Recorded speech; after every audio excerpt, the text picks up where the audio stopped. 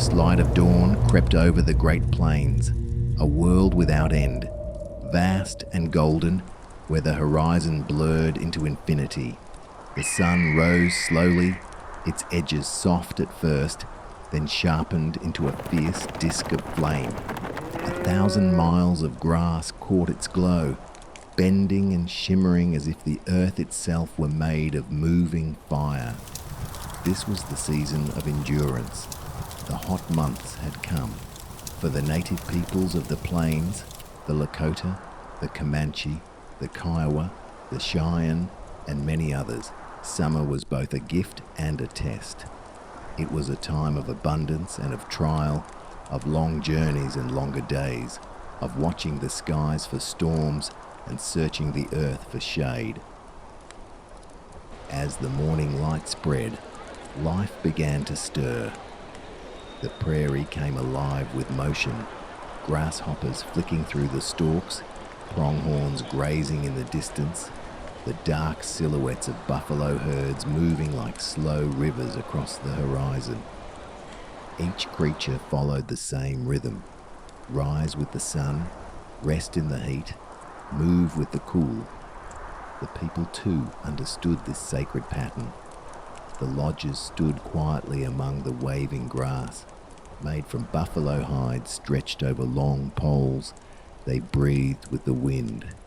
The hides, thick and treated with smoke, blocked the harshest rays of the sun, while small openings at the top allowed hot air to rise and drift away. The people had learned to turn the land's challenges into allies. Every design, every habit, born from generations of observation, the earth itself became their compass. The morning winds carried cool air from the east, and so their lodges faced that direction, inviting the dawn. As the day grew warmer, the people moved slowly, their bodies in harmony with the stillness of the plains. There was no rush beneath the burning sky. Movement was measured, quiet, deliberate. The children learned young that water was life. They were taught to read the landscape, to recognize where the green of willows meant a hidden spring, or how the songs of frogs in twilight pointed to a nearby pool. Sometimes water hid beneath the sand of dry riverbeds, waiting to be drawn up through shallow wells. Even in the harshest days, the land offered what was needed if one knew how to listen. The sun climbed higher, filling the world with a heavy silence. The wind, once gentle, now blew hot across the grasslands.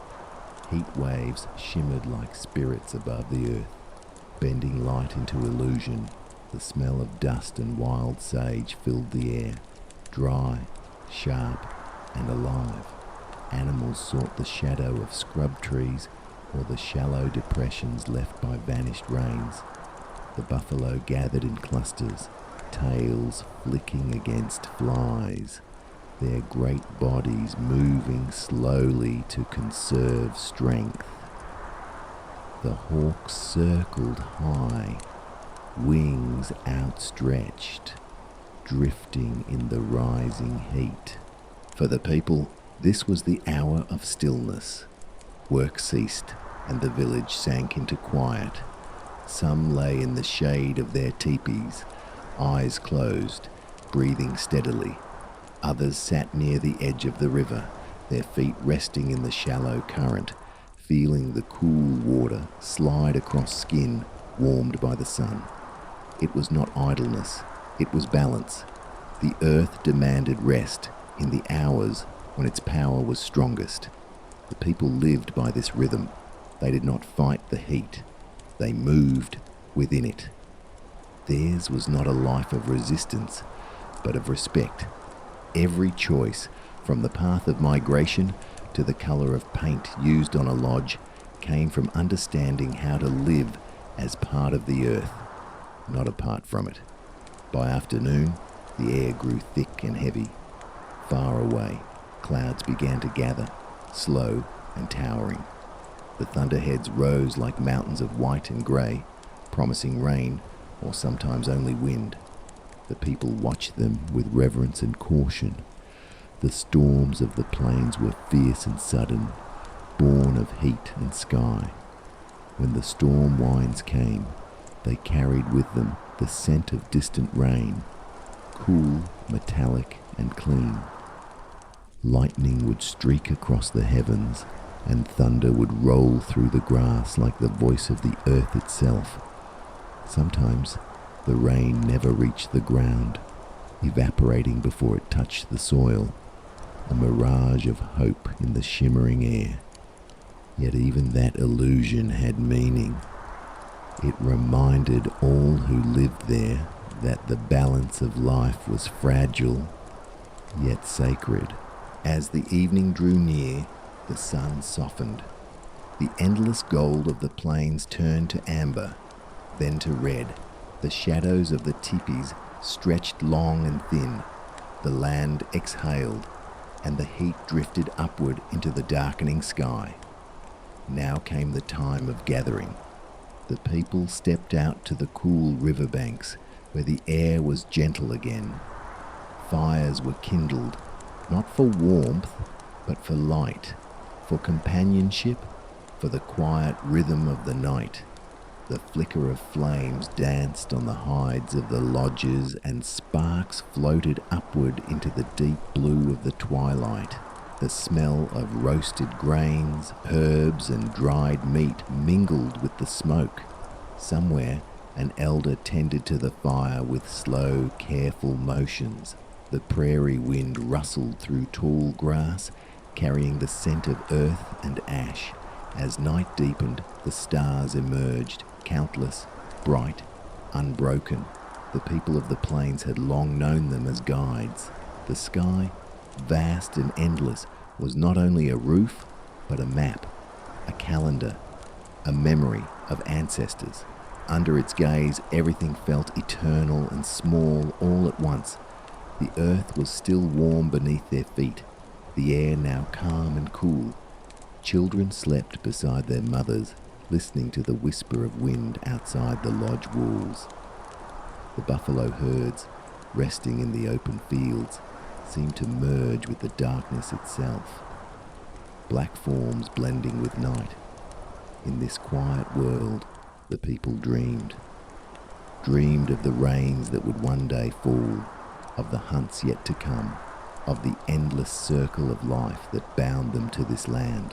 When dawn came again, the same sun would rise, merciless, radiant, and life-giving, and they would rise with it, once more walking the fine line between heat and harmony, endurance and grace. This was the way of the plains, to live not by conquering the season, but by becoming part of its rhythm. In the heart of the American Southwest, where stone blazes with color and the air trembles with heat, the desert stretches endlessly toward the horizon. The land seems empty at first glance, a vast canvas of sand, canyon, and silence. Yet within this silence lives a story of deep resilience. Here beneath the blinding sky, the native peoples built lives not in defiance of the heat, but in reverence of it. When summer arrives, the desert transforms into a world of fire and breathless stillness. The sun rises fast, fierce and golden red, spilling light across cliffs of ochre and deep rust. Shadows vanish, swallowed by the brightness. The ground glows beneath bare feet, and even the air seems to shimmer with invisible flame. The heat does not relent. It surrounds everything, shaping not just the land, but the very rhythm of human life. For the Hopi, Zuni, and Pueblo peoples, the desert was not a wasteland. It was home, alive, sacred, and full of spirit. Its silence held meaning. Its heat, lessons. They learned not to resist it, but to live in rhythm with it. The villages they built rose from the very bones of the earth, structures of clay, adobe, and stone. their color blending perfectly with the canyon walls. Each wall was thick and patient, absorbing the heat of day and releasing it softly into the cool of night. The rooms were arranged in harmony with the sun's journey, windows placed small and narrow, facing the dawn or the north, avoiding the wrath of the midday light. High above the plains, some pueblos clung to the edges of cliffs, their terraced homes overlooking valleys of red stone. In those heights, the wind was a constant companion. It moved gently through the narrow pathways, carrying coolness through the sunlit walls. From afar, the villages appeared to grow out of the earth itself, as though time and stone had sculpted them together. Inside, life followed the rhythm of light and shadow. At dawn, the world stirred quietly. The people rose with the first cool air, their feet brushing the smooth dust floors as they began their work before the day's heat arrived. Women ground corn on stone slabs, the soft rhythmic sound echoing through the courtyards, a sound older than memory itself. Men stepped out into the fields, their footsteps guided by the faint blush of morning light on the mesas.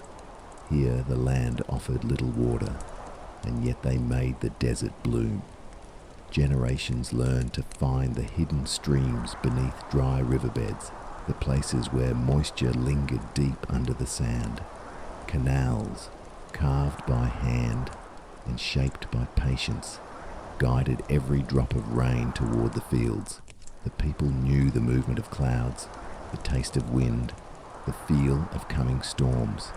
Rainfall was rare, precious, and celebrated, not as an accident of nature, but as a sacred gift.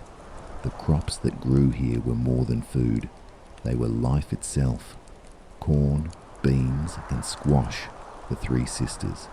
Together they thrived in the heat, each helping the others survive. The corn reached upward, offering shade. The beans climbed its stalk, drawing strength. The squash spread low, covering the earth, trapping the coolness beneath its wide leaves. This was more than farming. It was harmony. The people farmed the way they breathed, with reverence, patience, and trust. As the sun climbed higher, the land began to hum. Insects droned lazily in the stillness. Lizards darted from rock to rock, their movements quick flashes of life against a backdrop of still heat. Even the air seemed alive, shimmering above the stones, twisting the light into waves of illusion. The desert pulsed with quiet energy, a heartbeat slow and eternal. By midday, work ceased. The heat became absolute. The people retreated into the cool interior of their adobe homes, where thick walls and shadows offered shelter. Inside, the temperature was gentle, quiet, timeless. Some sat weaving, their fingers moving with practiced rhythm. Others rested in stillness, listening to the soft whisper of wind brushing through clay doorways. This was the hour of waiting, the still center of the day. Outside, the desert waited too. The mountains seemed to breathe under the weight of the sun. The mesas shimmered with light, their cliffs glowing like living embers. The air itself grew thin and fragrant, carrying the dry perfume of sage, mesquite, and warm dust. And then sometimes a miracle came. From the horizon, a shadow would rise, a cluster of clouds, slow and immense. Their bellies darkened, swelling with moisture pulled from the distant sea. Thunder rolled softly at first, like the earth awakening from slumber. The wind shifted, cooler now, alive with the scent of wet dust. The first drops fell heavy and sparse, sizzling as they struck the stone. The people stepped out into the open, lifting their faces to the sky. Each drop was sacred. The smell of rain on desert earth, petrichor, was the scent of life reborn. When the storm passed, it left behind silence again, but not emptiness. The land glowed in the low sunlight, washed clean, alive. Small flowers opened in the cracks of stone. Cactus blooms flared with impossible color, their petals bright against the muted earth. The desert, for a fleeting moment, breathed. As evening came, the sky burned orange and violet. Long shadows stretched across the canyons, and the temperature began to fall. Families gathered on rooftops to feel the wind on their faces, to watch the stars emerge one by one. The desert transformed once more, cool, still, and filled with the whisper of life unseen. Coyotes sang from the distance. The air carried their songs across the open land, a reminder that even in stillness, the desert was awake. The walls of the pueblos radiated the warmth they had stored during the day, releasing it slowly into the night air. Inside, the people slept in comfort, wrapped in quiet, their dreams cooled by the breath of the wind. In this world of extremes, of searing heat and endless light, they found balance through understanding. They did not conquer the desert, they became its reflection. Their homes, their food, their way of life, all born from patience, observation, and respect. For in the language of the desert, survival is not strength alone, but wisdom, the ability to move in rhythm with what is, to find harmony in the harshest places, and to see beauty even in the blazing silence. And as the stars blanketed the sky in 1,000 points of light, the people of the desert slept beneath their glow, part of the great stillness that had watched over them since the beginning of time. East of the plains, beyond the long stretches of prairie and sunburned soil, the world changes. Here, the land breathes with water. The forests rise in endless green, dense, layered, alive with sound and scent. The air itself feels heavy, thick with moisture, alive with the hum of unseen life. This was the world of the eastern woodlands, where summer arrived not as dry heat, but as humidity, warm, wet, and slow-moving, like the breath of the earth itself. When the morning came, the forest shimmered beneath a veil of mist. Dew clung to the edges of leaves, falling in soft rhythm to the ground below. The sunlight filtered through the high canopy in shafts of gold, cutting across drifting fog. The smell of wet earth, pine and moss filled the lungs, cool and alive, yet heavy with the promise of another hot day. The people of these lands, the Iroquois, the Shawnee, the Cherokee, the Powhatan, awoke to the symphony of the forest. Birdsong, the chirr of insects, the distant call of river frogs, all blended into a single, living rhythm. Here, survival was not about resisting the elements, but about moving with the endless cycle of growth, decay, and renewal. Their villages rested in the shade of towering trees, near rivers that wound like silver serpents through the land. Longhouses built from bent saplings and bark stood cool beneath the forest's shadow. The air inside was thick with the scent of wood and smoke, yet always cooler than the world outside. The design was born of harmony, the natural materials breathing with the earth, the walls exhaling moisture as the day grew hot. In summer, the forest was both refuge and challenge. The air was alive with moisture, the kind that clung to the skin and slowed every movement. Yet the trees shielded the people from the burning sun. The canopy was a living roof, turning harsh light into dappled gold. Beneath it, the ground stayed cool, soft, and rich with life. Rivers and streams were everywhere. They moved slowly through the landscape, carrying freshness and relief. The people knew every bend, every pool, every place where the water ran deep and clean. They bathed in its coolness, fished its currents, and drank from its steady flow. Water was not merely sustenance, it was rhythm, cleansing both body and spirit. The days began early. When the morning air was still mild, the people worked the fields and gathered from the woods. Corn, beans, and squash, the eternal sisters, grew in mounds of dark soil, nourished by rain and humus. Women tended the crops with quiet patience, hands moving through the leaves, whispering to the earth as they worked. Men hunted in the deeper forest, following the tracks of deer, wild turkey, and bear, reading the ground as if it spoke a language only they could hear. The forest, though generous, demanded respect.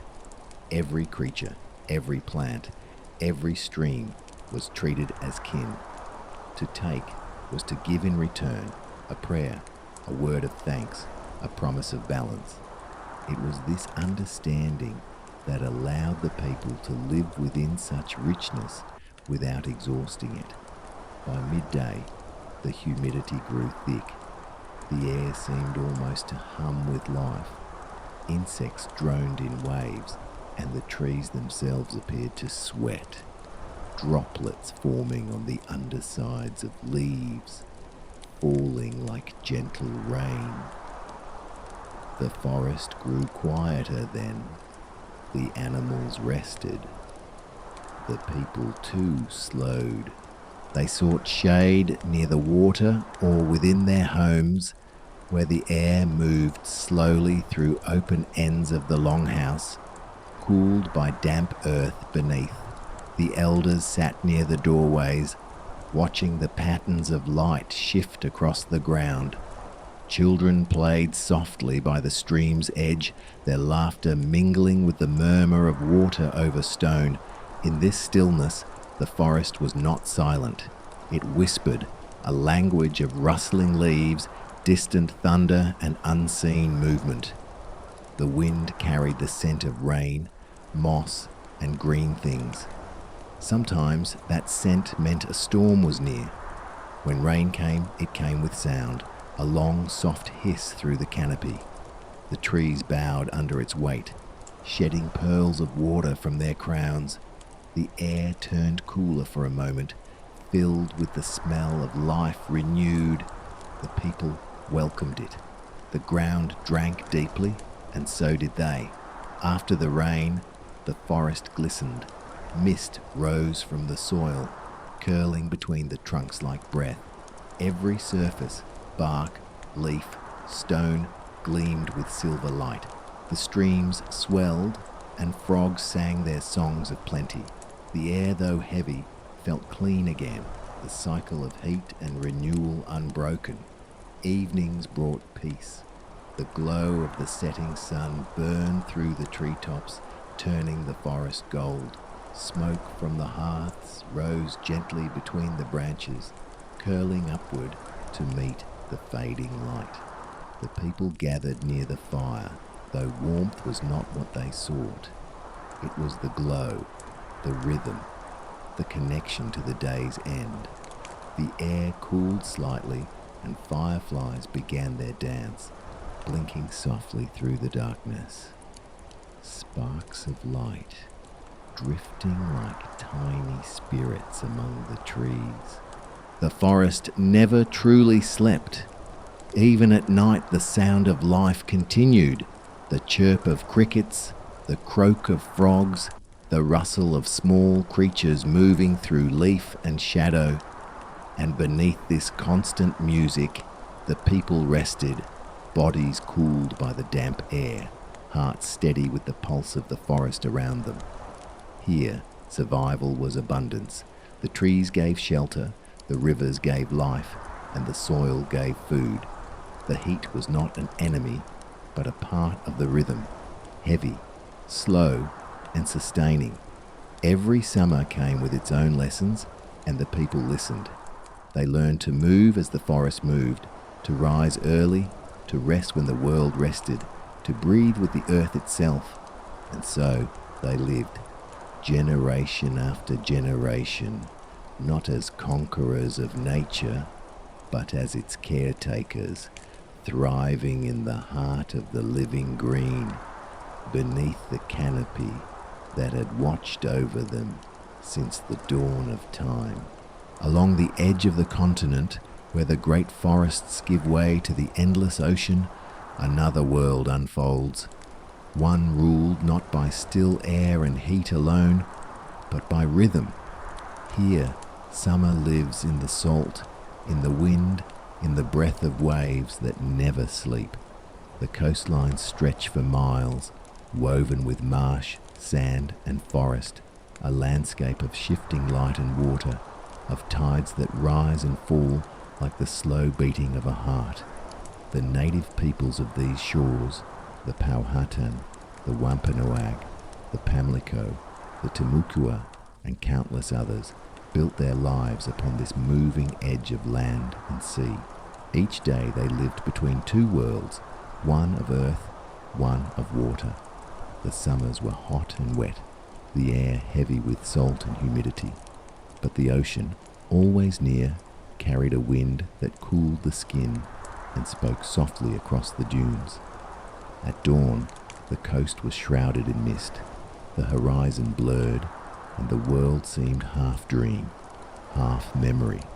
The sound of waves breaking upon sand was eternal, a slow rhythmic chant that marked the passing of time. Gulls called above the shoreline, fish stirred beneath the surface, silver flashes beneath the green-blue tide, and in the villages that dotted the inlets and bays, smoke rose from small fires, curling upward into the soft grey sky. Homes were built with the breath of the sea in mind, long curved frames of saplings, covered in woven mats of bark and reeds, stood open to the wind.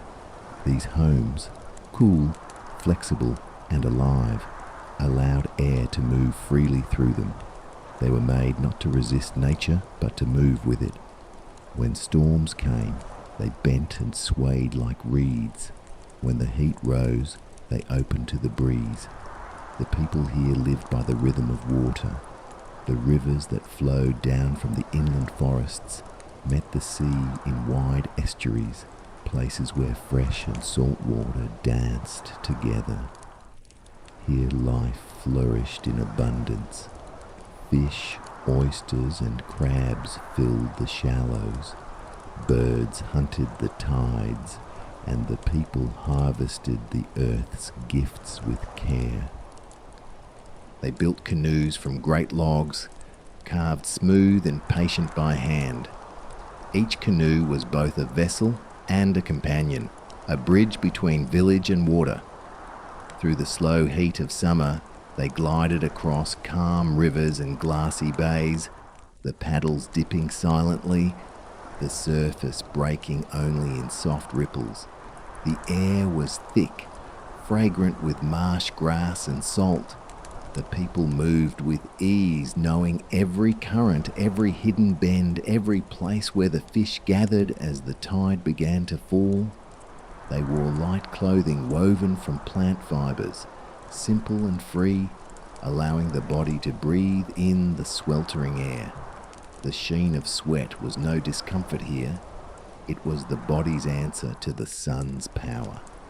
Their skin gleamed in the light, marked with ochre and ash, symbols of both protection and tradition. The land around them was rich with food. Summer brought berries and fruits from the forests beyond the dunes. In the wetlands, cattails grew thick and tall, their roots edible and nourishing. Along the tidal flats, clams and mussels could be gathered by hand as the sun rose and fell.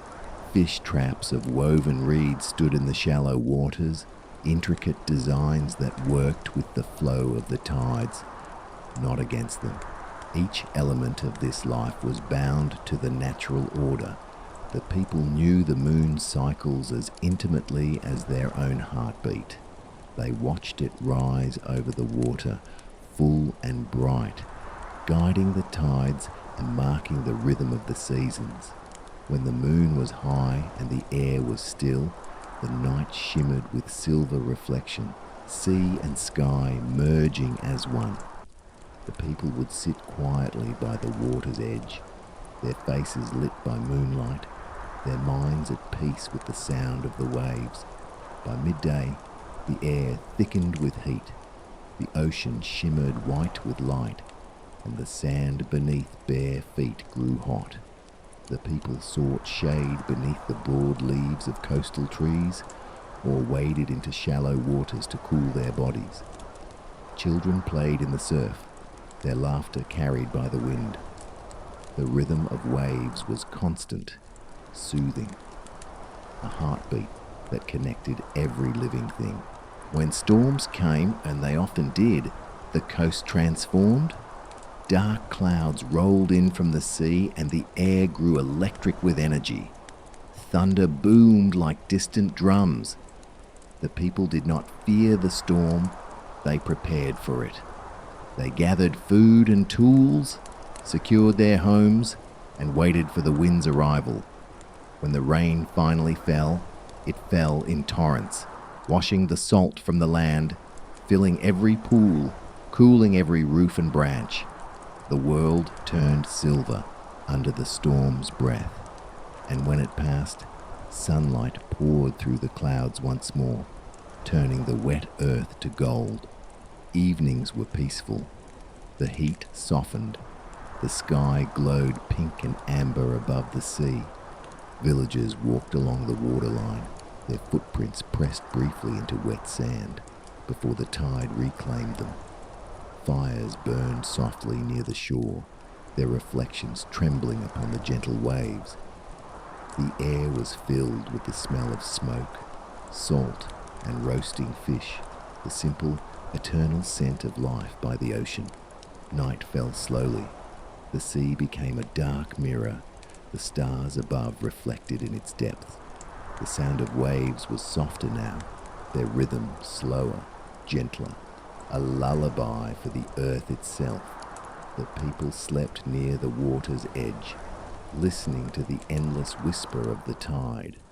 It was the same sound their ancestors had heard, the same rhythm their children would one day know.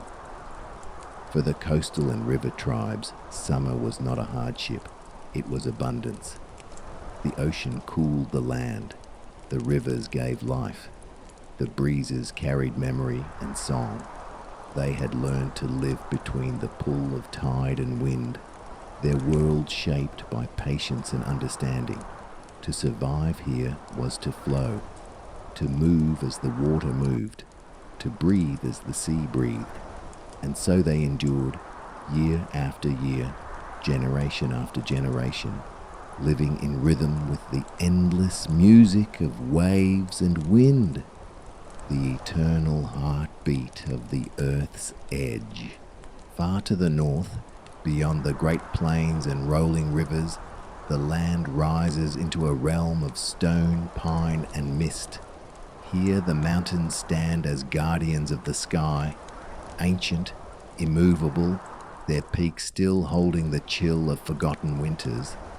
Between their shadows lie vast forests and crystal lakes, deep and clear as the dreams of the earth itself. In this place, summer comes late and leaves early. When it arrives, it bursts forth with sudden life, a season of brief but radiant abundance. The air is cool and sharp in the morning, heavy and fragrant by afternoon. The scent of pine, resin, and wet soil drifts through the trees, mingling with the hum of insects and the murmur of streams that tumble down from snow-fed peaks. The people of these lands, the Ojibwe, the Cree, the Salish, the Blackfoot, and countless others, lived in a balance between mountain and forest, between cold stone and warm fire. They knew the rhythm of this northern world, where the sun rode high only for a short time each year, and where even in summer the nights could whisper with frost. Their summers were a season of gathering and repair, a time when nature's generosity filled their days with purpose. The lakes shimmered like mirrors, teeming with fish that fed both families and future winters. Canoes, light as breath and strong as bone, glided silently across still waters. Each paddle stroke echoed softly in the valley, disappearing into the folds of the mountains. In these high places, heat was gentle, filtered through the canopy of towering evergreens. The pines stood close together, their branches weaving a roof of shade that turned sunlight into threads of gold. Beneath them, the earth was cool and damp. Ferns unfurled their delicate leaves, moss carpeted every fallen trunk, and streams slipped through the undergrowth like veins of silver. When the sun rose high and the air warmed, the people worked with rhythm and calm. They gathered berries, the wild blueberries, cranberries, and huckleberries that grew thick in forest clearings. Their hands stained deep purple and red, they filled woven baskets until the air itself smelled of sweetness and earth. These berries were dried beneath the open sun, laid upon smooth rocks or bark sheets to preserve them for the cold months ahead. From the rivers, salmon and trout were caught in abundance. Fish weirs built from stone and wood guided the shimmering bodies into traps, and the people thanked the rivers quietly for their gift. On flat stones by the water's edge, fish were cleaned and smoked over slow-burning fires of cedar and alder wood. The rising smoke curled upward through the trees, blending with the scent of pine resin and damp soil, the perfume of a northern summer. Their homes were built with the land's rhythm in mind. Some made lodges covered with bark, others with hides or mats woven from reeds and grass. In mountain valleys, conical tipis rose among the trees, their hides painted with symbols of sky, river, and beast, reminders of the harmony between all things. Open at the top, the structures allowed smoke to drift freely into the high air, keeping the interiors cool and airy even under the sun. Water was never far. Streams trickled down every slope, filling hollows with cold, clear pools. The people drank directly from them, untouched, pure, and alive. Bathing in the streams cooled their bodies, the shock of cold against warm skin both cleansing and invigorating. Children played in the water's edge, splashing beneath the watchful gaze of mountains that had seen countless generations before them. In the evenings, when the light softened and the peaks glowed gold with sunset, the land fell into stillness. The air cooled swiftly, and a hush spread through the forest as if the world were listening.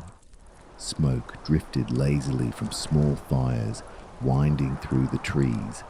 The sound of water, wind, and insect song blended into a quiet harmony. The people rested beside the flames, their eyes turned toward the peaks. Above them, the stars emerged, sharp, bright, infinite. They shimmered with the clarity only the high air could reveal, their reflection mirrored in the lakes below. For these northern and mountain tribes, survival was not resistance but understanding. They learned the ways of the land as one might learn a song, slowly, reverently, with patience and love. They knew when to travel, when to rest, when to harvest, when to leave the land untouched. They did not fight the briefness of their summer, they honored it. Every warmth, every fruit, every glimmer of sunlight on water was savored, for they knew the cold would soon return. And when the summer storms rolled down from the peaks, heavy clouds rumbling across the sky, they stood ready. Lightning flashed between mountains, thunder echoed like distant drums. The rain fell cold and fierce, washing the land clean, feeding the roots and refreshing the streams. When the storm passed, the air was sharp and alive again, carrying the scent of wet pine and earth.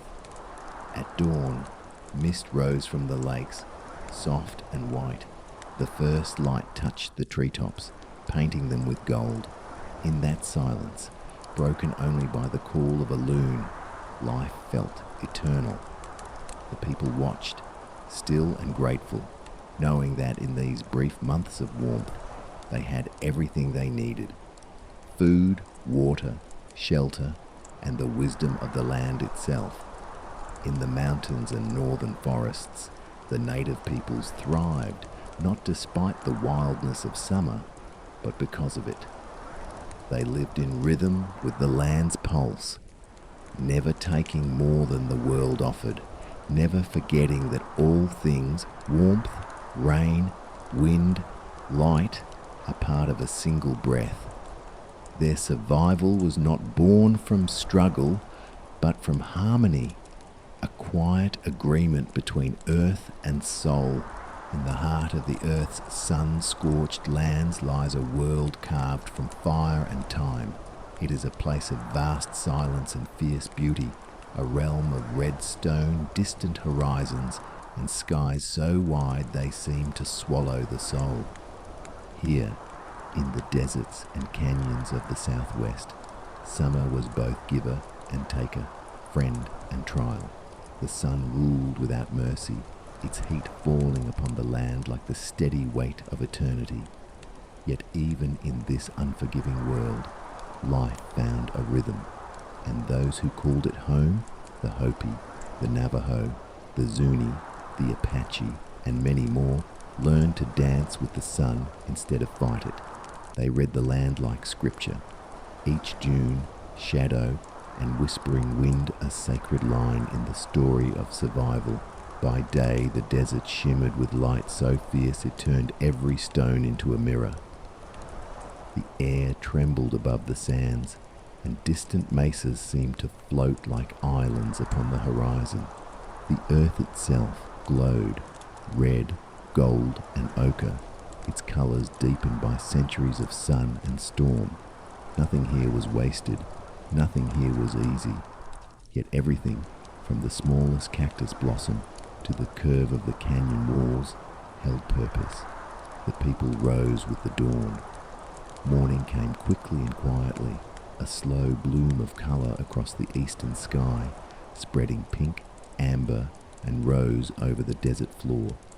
In these cool early hours, before the sun's weight became unbearable, the world was alive with movement. The people tended to their crops, gathered herbs, and cared for animals. The air was dry and thin, carrying the scent of sagebrush and dust. Their homes were miracles of adaptation, built not to resist the heat, but to work with it. The Pueblo villages, rising from the desert stone like extensions of the earth itself, were crafted with thick adobe walls. The clay held the coolness of night within and kept the searing heat of day without. High above the canyons, these homes stood strong and quiet, their walls glowing orange under the morning sun. In the shade of their interiors, the air was calm, still, and breathable, an oasis in a world of light. The Navajo built hogans from wood and packed earth, circular and low, their entrances facing east to greet the first light of day. Within, the air was dim and peaceful, the thick walls guarding against both the midday blaze and the chill of night. It was a house built in respect for balance, not to command nature, but to live inside its breath. Water was life. Every drop mattered. The people watched the sky with patient reverence, waiting for the brief season when the rains would come. Monsoon clouds would gather on the horizon, great towers of grey and silver rolling across the red plains. Thunder would echo through the canyons, and the first drops would fall. Slow, heavy and blessed. When the storms broke, the desert transformed. The air filled with the scent of wet earth, petrichor, rich and ancient, and flowers hidden beneath the sand awoke in sudden bloom. Yellows, purples, and reds spread across the desert floor, as if the land itself was breathing color after months of silence. The people celebrated the rain not with noise, but with gratitude. They let the water soak into the soil, collecting what they could in carved stone basins and earthen pots. They knew it would vanish quickly, pulled back into the sky by the same sun that gave it birth. So they stored it wisely, rationed it carefully, and treated every sip as sacred. Their crops, corn, beans, and squash, grew in dry fields that seemed impossible to sustain life. But beneath the surface, the soil held memory. The people had learned to plant deep, where traces of moisture hid from the heat. Each stalk of corn rose from patience, each leaf a testament to generations of wisdom passed through countless summers. When the day grew unbearable, when even the lizards sought shade beneath stones, the people retreated into the cool of their homes. Inside, silence ruled. The walls absorbed the sun's roar, leaving only stillness. Children slept, elders rested, and outside the wind moved through the canyons, shaping songs in its passing. By evening the desert softened. The heat withdrew like a great tide, and the sky deepened into fire. Reds, oranges, and violets layered across the horizon, turning every mesa and stone tower into a silhouette against the fading light. The first breath of cool wind stirred, carrying with it the faint rustle of desert grass and the cry of distant night birds.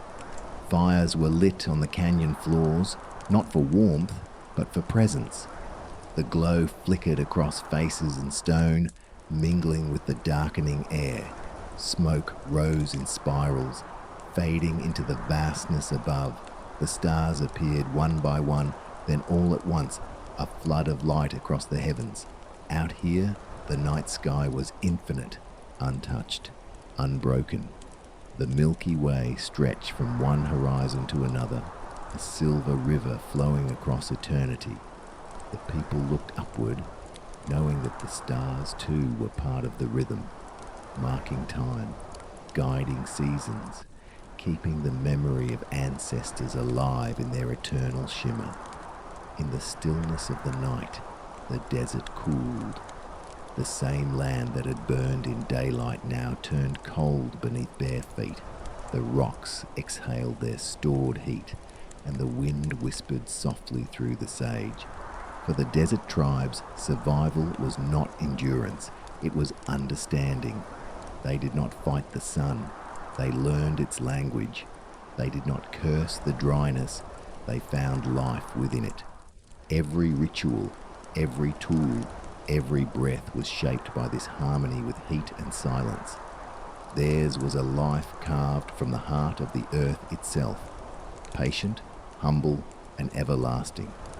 In the stillness of the desert night, with stars above and warm sand below, the people slept peacefully.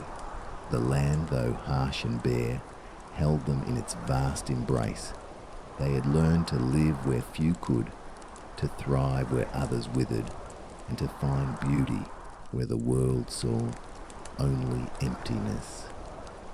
In their silence, in their respect, they had turned the desert into a home, a cathedral of sun and stone, built not by hands, but by understanding.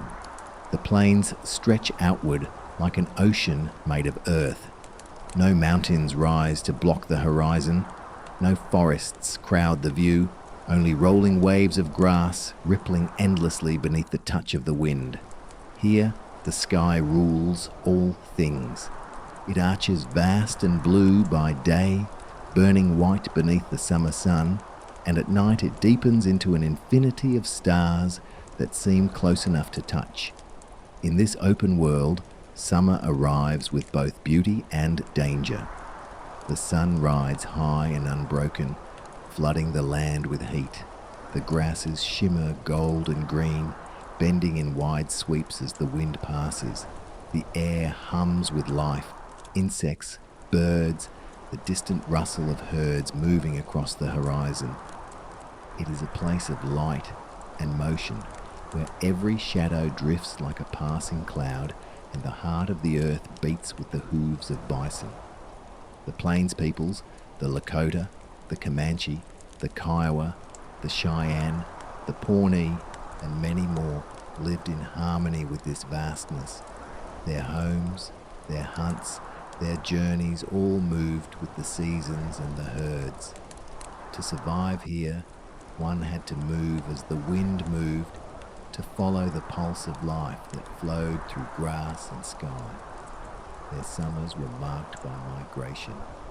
When the snows melted and rivers ran full, the great herds of bison began their slow march across the open land. The people followed, not in haste, but with rhythm, guided by the trails their ancestors had walked for generations. The land itself became their calendar, the position of the sun their clock. Each rise of hill and curve of river was a marker in the sacred geography of life. Their homes were made for movement.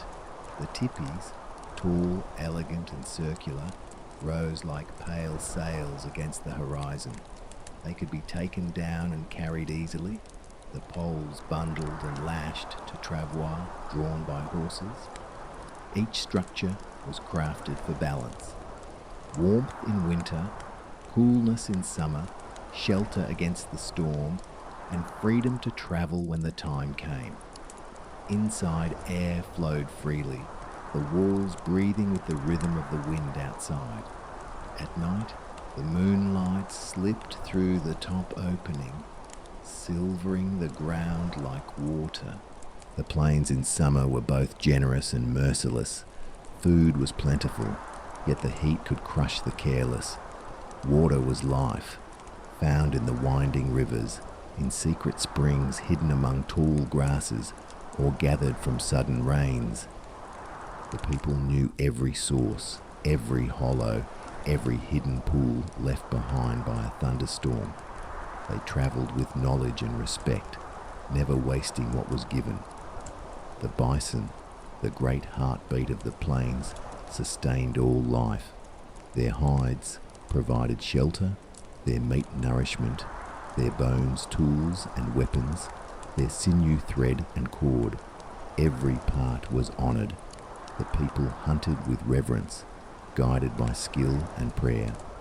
When the herds thundered across the plains, the earth trembled as if remembering creation itself. Dust rose in clouds beneath the hooves, sunlight turning it to gold. The air filled with the deep rhythmic pulse of thousands moving as one. In that moment, the land and life became a single force, wild, vast, eternal. When the heat grew fiercest, the people sought the embrace of rivers, the Missouri, the Platte, the Arkansas, each a ribbon of life winding through the grasses. Here, willows grew, offering shade and coolness. Children played in the shallows, and the people gathered along the banks to rest. The sound of water against stones was soft, eternal, a comfort beneath the open roar of the sun. The sky ruled their days, clouds built high and bright, towering over the horizon like mountains of white. The wind carried the scent of rain before the storms arrived. Thunder rolled across the plains, echoing for miles, and lightning struck the earth in wild flashes of fire. The people watched from shelter, silent and still, knowing that every storm brought renewal, grass for the herds, water for the soil, balance for the world. Evenings brought peace. The sun sank low, spreading rivers of colour across the sky, crimson, gold and violet merging in layers of brilliance. The grasses turned bronze under the fading light, and long shadows stretched toward infinity. The heat softened, the air cooled. Smoke from distant fires rose straight into the calm sky.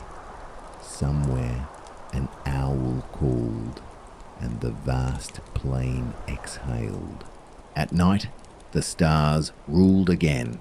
The Milky Way arched overhead like a celestial trail, guiding wanderers across the endless land. The constellations were not distant lights.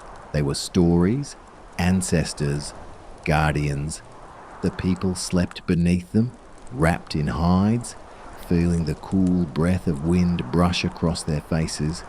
No walls confined them, no barriers stood between them and the sky. Their world was open, infinite, living, and whole. For the Plains tribes, summer was not an enemy to endure, but a teacher to follow. It taught patience in the heat, movement in necessity, gratitude in plenty. Their lives were shaped by the wisdom of wind and the strength of the bison, by freedom, by rhythm, by respect for the earth's endless song. And when dawn returned, spilling light across the waving sea of grass, the people rose again, quiet, strong, and enduring. The land stretched before them, vast and waiting. In its breath, they found their own. In its silence, they found belonging. In the far reaches of the south, the world was made of heat and water. Summer did not arrive here gently. It surged heavy and relentless, blanketing the land in warmth so deep it seemed to hum in the air itself. The horizon wavered under the sun's glare. Cicadas screamed from the trees in long metallic trills, their song rising and falling like waves of sound. The smell of rain and earth hung everywhere, thick, sweet, and eternal. This was the homeland of the Creek, Choctaw, Chickasaw, Cherokee, and Seminole peoples, the great southern tribes whose lives moved in rhythm with the swamps, the rivers, and the green plains of the lower lands. Here, summer was not only a season, it was a living presence, fierce, powerful, and alive. The forests were wide and untamed, filled with magnolia and cypress, oak and pine. Moss hung from branches in long silvery strands, swaying like curtains in the still air. The ground shimmered with dampness. Creeks wound through the underbrush like serpents of light, their waters warm and slow. At dawn, fog rose from them in ghostly ribbons, twisting between tree trunks before dissolving into gold as the sun climbed. The people understood this world not as something to escape, but something to join. They built their villages upon high mounds and ridges, just above the floodplain's breath. Their homes, woven from reeds, clay, and timber, were shaped to invite the wind. Roofs sloped wide, walls breathed, and the air within was cool even under the midday sun. Shade was sacred here, the thin line between peace and exhaustion, between life and the fire of the southern heat. Around each settlement stretched a living mosaic, fields of corn, beans, and squash glowing in the light, bordered by wild tobacco, gourds, and sunflowers. Beyond them, the land dipped into wetlands, where cattails and lilies grew, where the air shimmered with dragonflies and the sound of frogs echoed like ancient drums. In these fertile lowlands, life was boundless. Fish, turtles, and birds filled the waterways. Deer and boar wandered near the forest edges. Food was never far, though it was earned through patience and skill, through knowing the secrets of each season. During the hottest months, the people rose before the sun. The early hours were cool, wrapped in mist and birdsong. Men went to fish or tend to the fields, while women gathered herbs and fruits along the riverbanks. children bathed in shallow pools, their laughter mingling with the rush of water. By noon, when the heat became heavy and unrelenting, the villages grew quiet. People retreated to shaded porches and cool floors of packed earth. Even the animals stilled. The air shimmered. Time slowed to a dream. Then came the storms. Massive rolling clouds that darkened the sky with sudden fury. Thunder rumbled from horizon to horizon, a low, living sound that shook the trees. Rain fell in warm torrents, drenching the land until the soil steamed. The people welcomed it, standing beneath the downpour, arms lifted, faces turned upward to the sky. The rain cooled, renewed, and fed the rivers that wound back into the heart of their lives. Every drop carried meaning, a message from the spirits of the sky to the earth below. When the storms passed, the world seemed newly born. Leaves glistened like emerald glass. The air smelled of renewal. Streams swelled, their surfaces smooth as molten silver under the faint returning light. The people stepped barefoot into the soaked ground, feeling the pulse of the living soil beneath them. To them, this wet, breathing world was sacred, a circle of fire and water, of heat and renewal. In the heart of summer, great gatherings took place, ceremonies of thanks, of balance, of rhythm. The green corn ceremony, marking renewal and forgiveness, rose like music through the southern air. Fires were rekindled, ashes scattered, and the people feasted upon the new harvest. Though sweat beaded upon every brow, joy was abundant. The heat became a celebration of endurance, a reminder that to live was to breathe through every hardship, every storm, every burning day. At dusk, the world softened once more. The air cooled just enough to stir movement. Fireflies glowed among the reeds, drifting like sparks born from the dark. The rivers mirrored the fading colours of the sky, purple, gold, then deep indigo. Smoke curled from the hearths of clay huts, rising straight into the still air before blending with the scent of pine and damp soil. Somewhere in the distance, the sound of a night bird called out, long and lonely, echoing across the swamps. The nights were heavy with stars. The constellations reflected perfectly in the slow-moving waters, so that above and below, the same heavens seemed to exist. The people rested by their fires, listening to the hiss of insects, the soft lapping of water, and the rustle of wind through the moss-draped trees. Even in darkness, the land glowed faintly, alive with warmth. To the southern tribes, survival was not struggle, but harmony. The heat was not enemy, but teacher, a test of rhythm, patience, and reverence. They learned to move as the land moved, to rest when the world rested, to rise when the first light shimmered upon the rivers.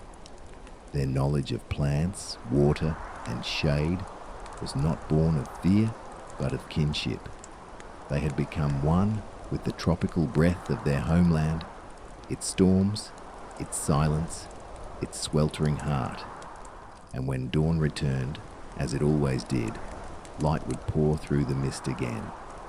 The land would steam, the cicadas would sing, and the cycle of heat and rebirth would begin anew. Through all of it, the people endured, not by fighting the summer, but by becoming part of its rhythm.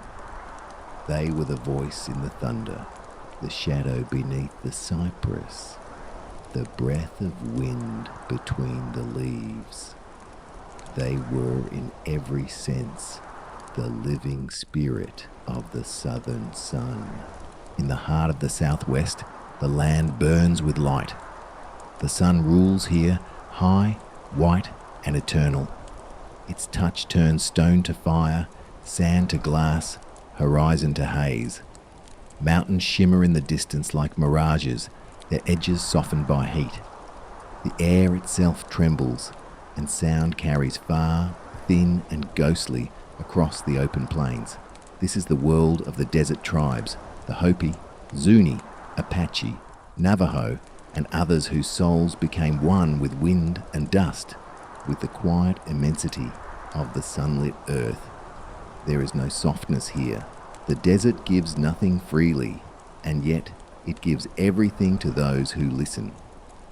To survive beneath such light is to understand balance, to live between thirst and abundance, silence and song, heat and renewal.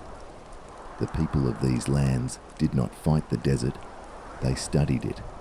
They watched the flight of birds, the shadows of clouds, the movement of stars. They learned where the wind carried moisture, where the ground hid water, where life could take hold in stone, and slowly, over generations, they became its children.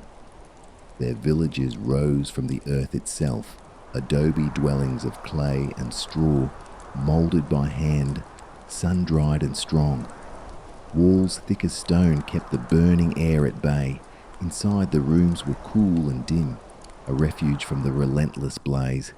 Each surface held the scent of dust, of baked earth, of centuries of survival.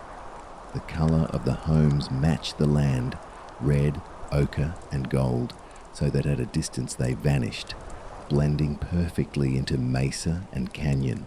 From afar, it was as if the desert itself had learned to breathe. The days began before the dawn, long before the first light touched the horizon, when the desert was still cool and the stars still burned bright. The people moved. The air was thin and silent. They worked in the early calm, tending fields of corn, beans and squash planted in dry, furrowed soil. Each seed was sacred, each drop of water precious. They used ancient knowledge to channel rainfall, directing every trickle to the roots of life. In this land, where rivers ran only in memory, they learned to make the earth yield with patience, prayer, and precision. When the sun rose, the world changed. Light poured across the mesas, touching every stone and shadow.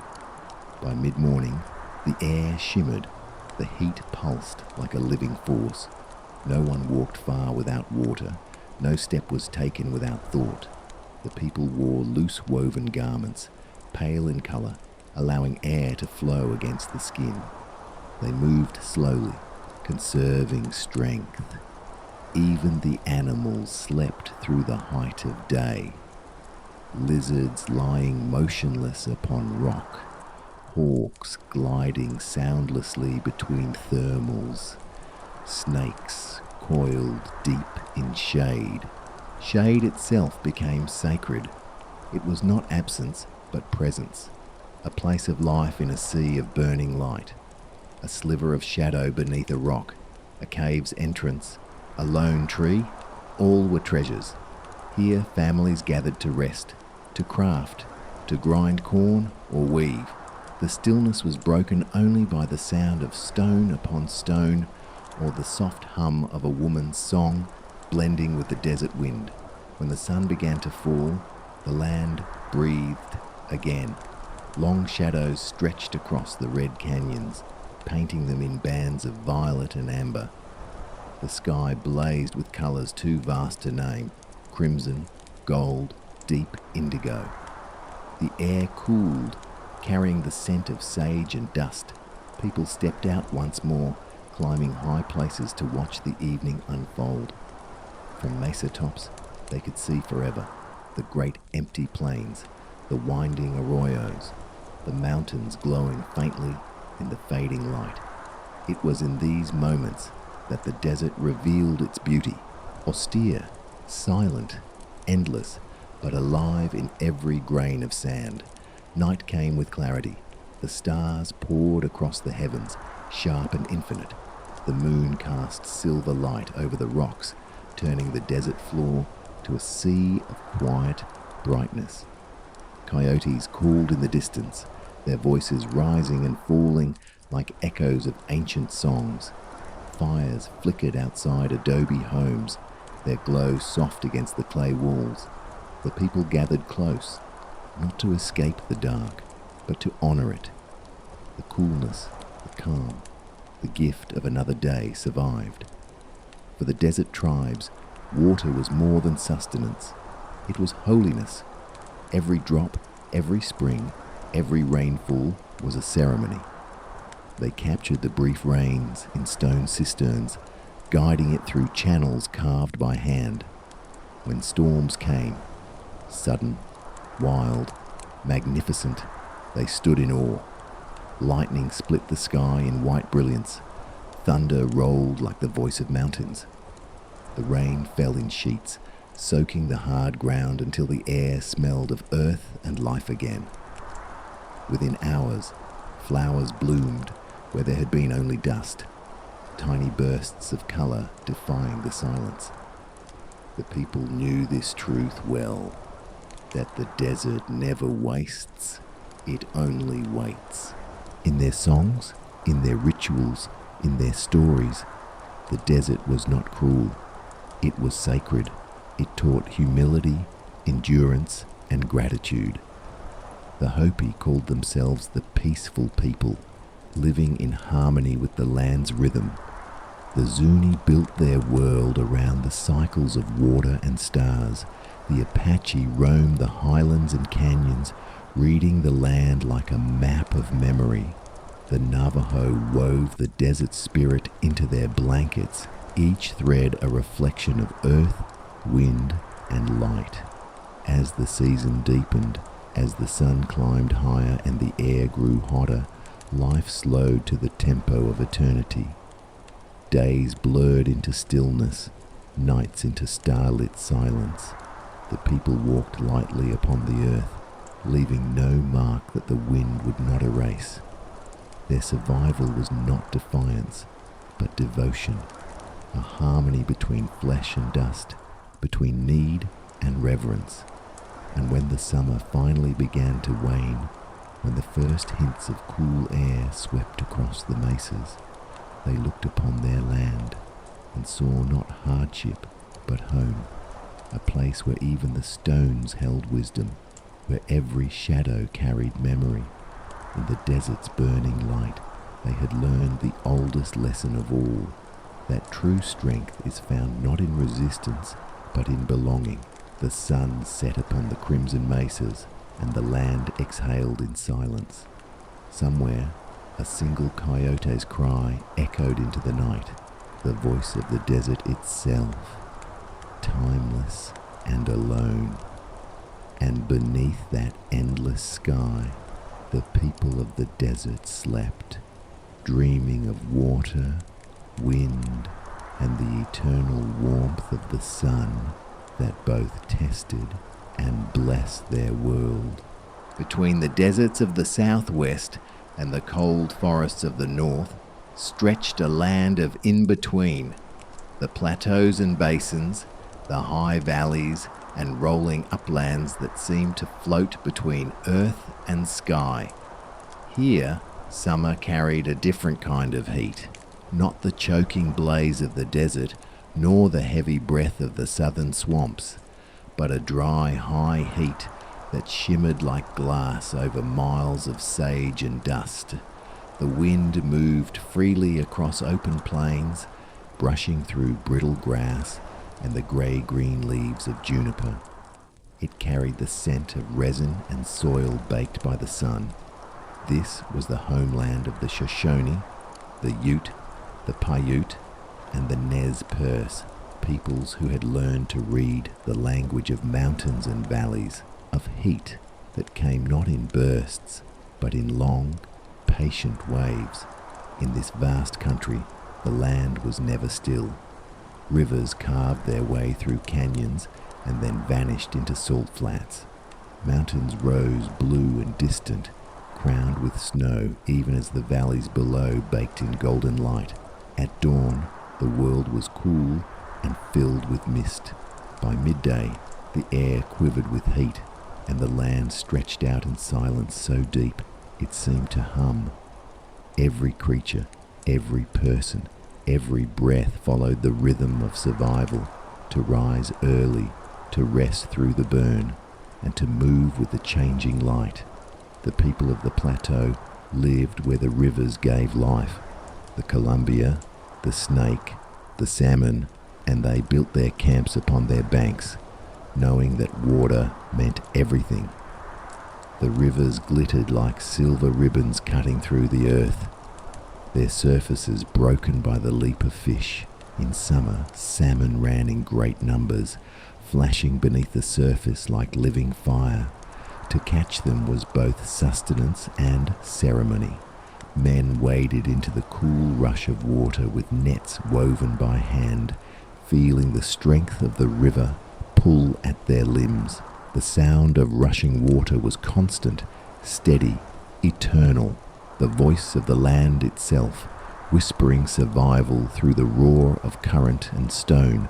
Further south, across the Great Basin, the world changed. Here the rivers did not reach the sea.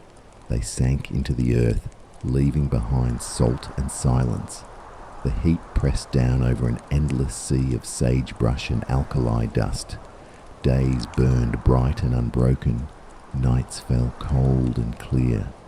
To live here was to travel constantly, to follow the scarce waters, the brief blooms of desert plants, the wandering paths of antelope and hare. The Shoshone and Paiute moved lightly through this landscape, never taking more than the land could give. Their homes were simple, willow frames covered with brush and reeds, easy to raise, easy to leave behind. Their feet knew the trails between springs, between shadow and light. Every rise of land, every line of distant rock held meaning. By evening the wind rose, carrying the scent of distant storms. Lightning would flicker along the horizon, too far to bring rain, yet enough to awaken memory of floods, of growth, of rare abundance. The people watched from the ridges, their eyes tracing the vast openness of the land. The heat shimmered even in the fading light, and the ground itself seemed to breathe. When night finally fell, the plateau cooled like stone dipped in water. Stars appeared one by one, sharp, bright, countless. The sky stretched wider here than anywhere else, an ocean of light above the sleeping earth. Fires burned small and low, for there was little wood to waste. Their glow cast soft halos upon the ground, revealing faces calm and still, eyes reflecting the constellations they knew by heart. Each star carried a name, a story, a direction. The people looked upward, reading the sky as one reads the map of the world. In the silence, the earth seemed to listen too. When dawn returned, the light broke cold at first, a pale blue that slowly deepened into gold. The mountains caught the first fire of the sun, and then the valleys warmed once more. Every day repeated the same endless dance.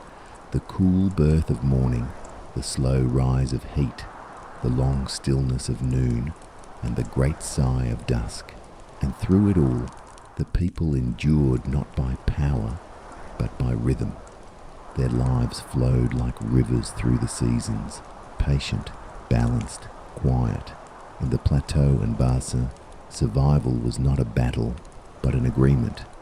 The land gave only what was respected, and every gift required humility. The people's wisdom lay in knowing when to move, when to rest, when to gather, and when to let go. They built no monuments but memory. They left no scars upon the earth, only footprints soon erased by the wind. As summer deepened and the heat grew vast once more, the earth shimmered under the pale sky. The scent of sage rose with the wind, the rivers sang softly in the distance, and the mountains watched, silent and eternal. The people walked lightly beneath that immense sky, their shadows long upon the glowing ground, and in their quiet endurance, in their harmony with the breath of the world, They carried the oldest wisdom of all, that to survive is not to conquer the heat, but to listen to it, to feel its pulse, to move within its silence, and to let life unfold as naturally as the wind itself. Under that burning sky, the tribes of the plateau and basin lived and thrived, the land and its people joined forever in the quiet music of survival. Along the edge of the great Western Ocean, the world changed again. Here, where the land met the sea, summer carried a different rhythm. Soft, cool, and alive with motion. The air shimmered not with dust, but with mist, and the wind came salted and damp, carrying the distant cries of gulls and the endless murmur of waves. The ocean stretched to the horizon, vast and silver, moving like a living creature beneath the sun. It was both boundary and sustainer, the giver of food, of fog, of life itself. This was the home of the coastal tribes, the Yurok, Pomo, Chumash, Salinan, Toloa, Makar, and Haida, and many others who dwelled in villages that looked out upon the great blue expanse. Their summers were not marked by burning deserts or still plains, but by tides that breathed in and out, by forests that whispered with wind, and by the steady hum of creation itself. Morning began in silver light. Fog rolled inland from the sea, soft and endless, blanketing the shore in cool dampness. It clung to the tall redwoods and Douglas firs, hung low among cliffs, and beaded upon the grass like tiny stars. The air smelled of salt and cedar. Footsteps left faint prints in the wet sand, soon erased by the tide. The people rose early as the gulls began to cry, and the sea otters stirred among the kelp beds. Their homes, built of wood and bark, faced the water, simple in form, but shaped to withstand both rain and sun. The steady breath of wind that never ceased. To these tribes, the ocean was a world of endless offering. Fish glimmered beneath the surface, salmon, halibut, smelt, and perch. Seals basked on the rocks, and whales passed in the distance, their breath rising like white ghosts against the horizon. Canoes carved from great trees cut silently across the waves, their shapes smooth and balanced, gliding through the cold, clear water. Each stroke of the paddle was measured, calm, reverent. The people fished with woven nets and bone hooks, with traps set among the tides. They read the sea by its moods, the color of the water, the shape of the clouds, the cry of seabirds. They knew when to wait, when to move, and when to return.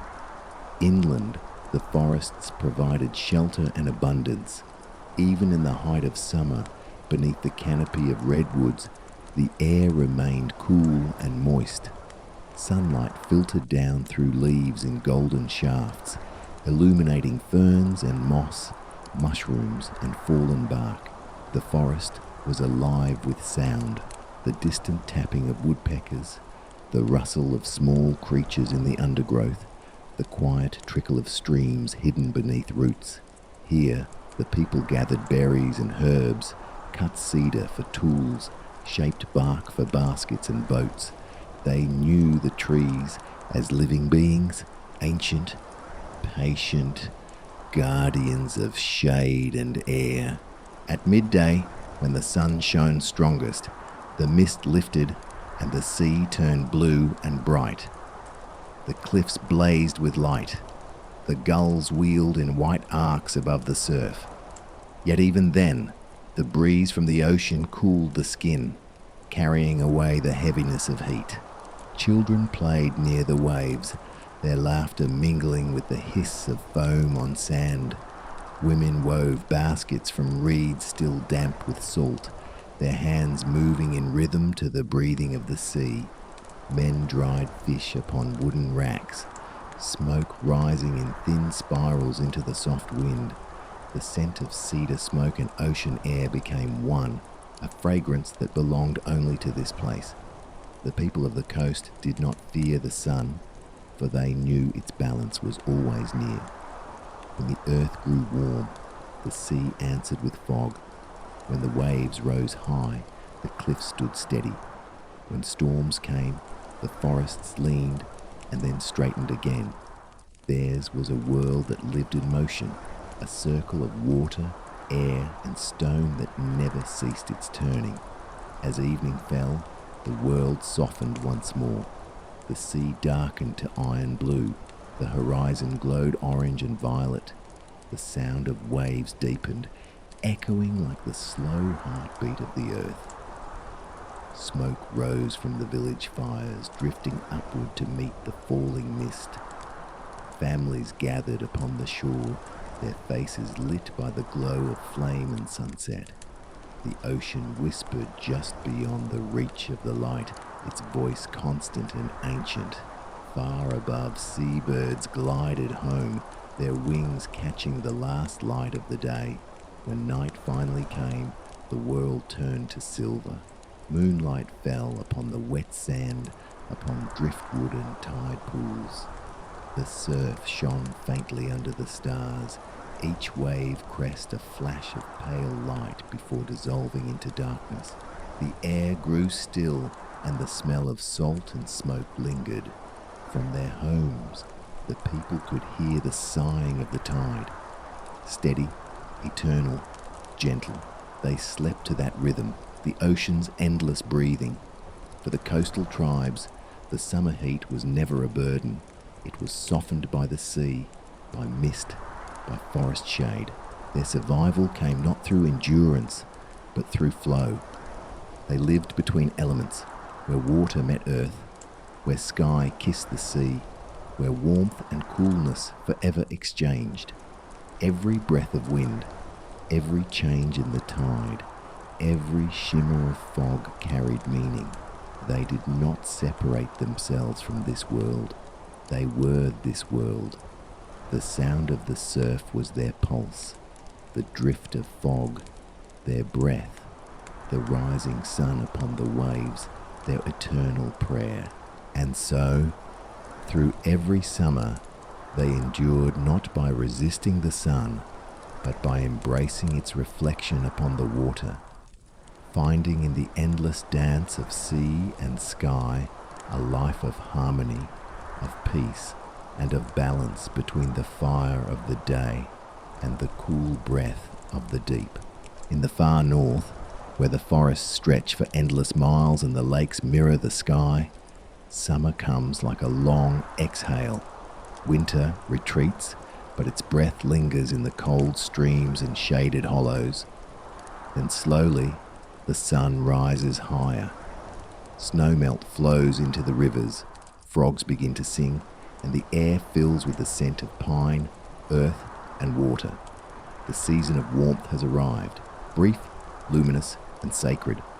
This was the world of the northern forest tribes, the Ojibwe, Cree, Algonquin, Huron, Iroquois, and many others who lived among the birch and cedar, the maple, and the pine. Here summer was not a burning force, but a gentle abundance.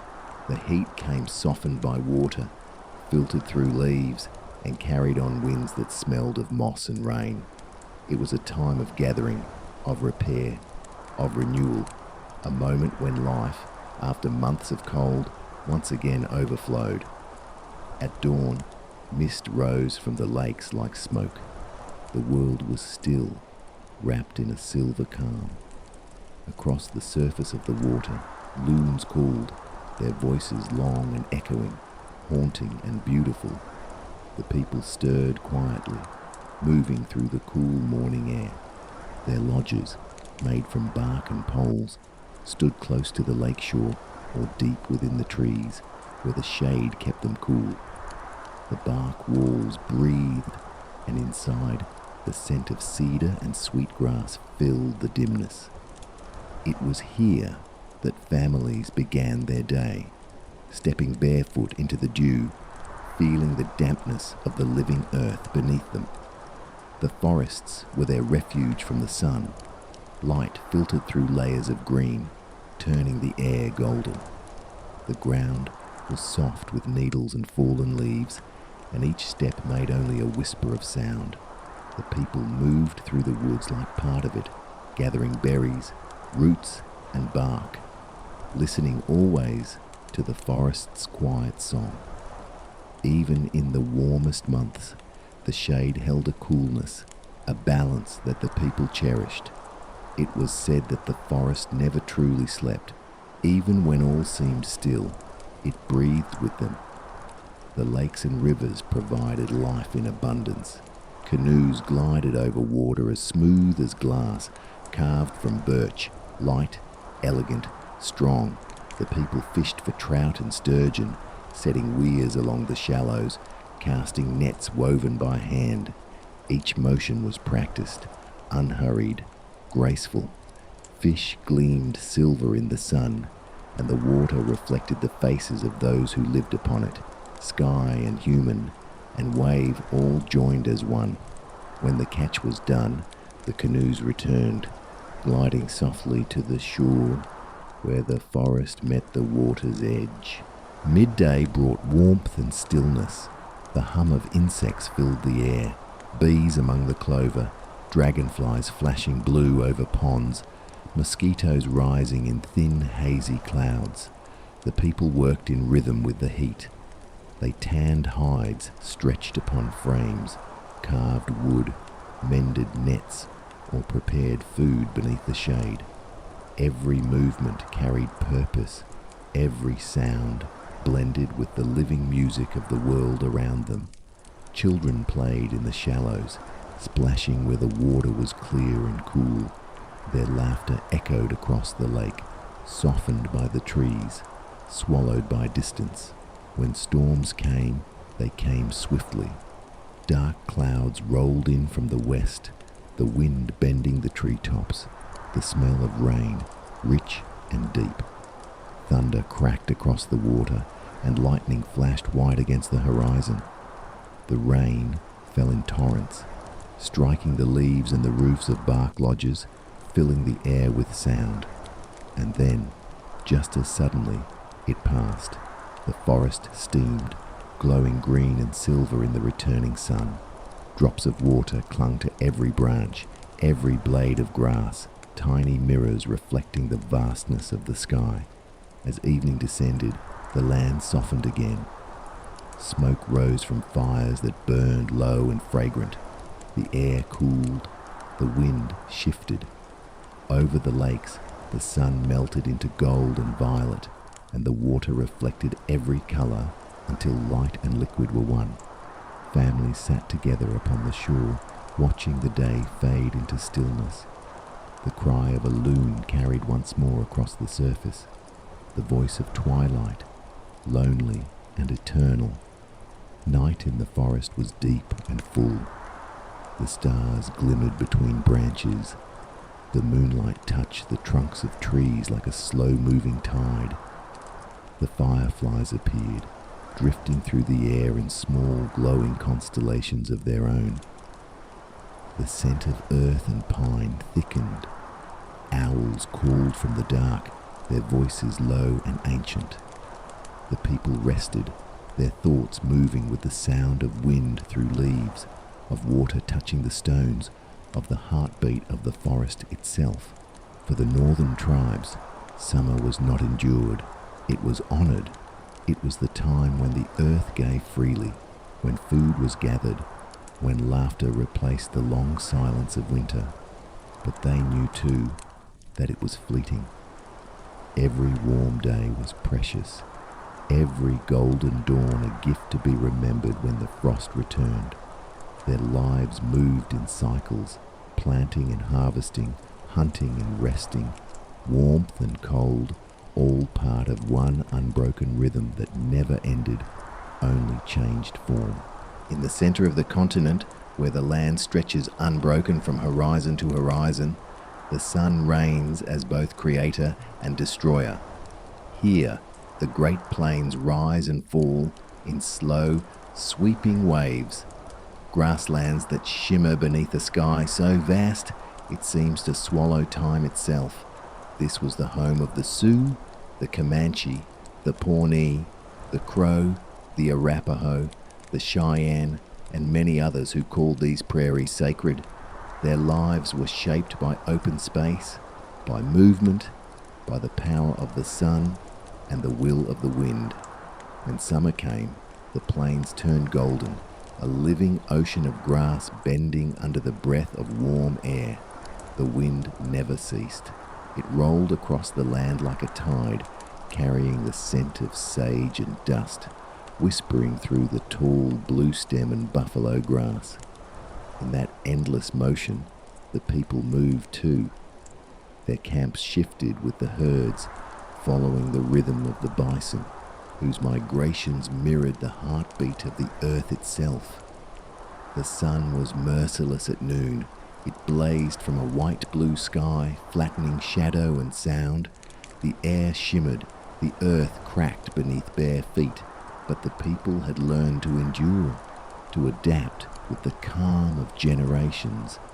They wore light deerskin garments softened by smoke, their hair braided against the heat, their movements slow and deliberate.